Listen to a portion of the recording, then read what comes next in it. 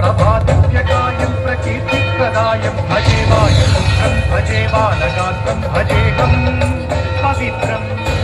అది రామాయణ మహాయుద్ధం భీకరంగా సాగుతున్న తరుణం.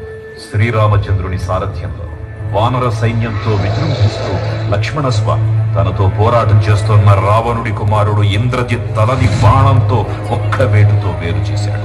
ఇంద్రజిత్ మరణ వార్త విన్న రావణుడు ఆవేశంతో ఊగిపోయాడు. ప్రతీకారం కోసం పాతాళ లోకాధిపతి తన సోదరుడు అయినటువంటి మహిరావణుడి సహకారం కోరాడు.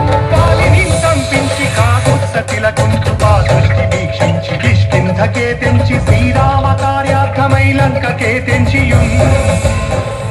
ఆ జీవి మకరధ్వజుడు అనే తన పుత్రుడై మహాసముద్రాన్ని దాటుతుండగా నీటిలో పడ్డ స్వేదబిందువు ఒక మొసలి గ్రహించడం వల్ల జన్మించాడని తెలుసుకొని ఆశ్చర్యపోతాడు హనుమంతుడైనట్టి ఆ శక్తిని వైచి ఆ లక్ష్మణుండనవ్వేళనుంది భీకను వేడుకంతోడు కన్వచ్చి పట్టాభిషేకంబు చేయించి సీతామహాదేవిని తెచ్చి శ్రీరాముకున్నిచ్చి అంతన్నయోధ్యాపురించొచ్చి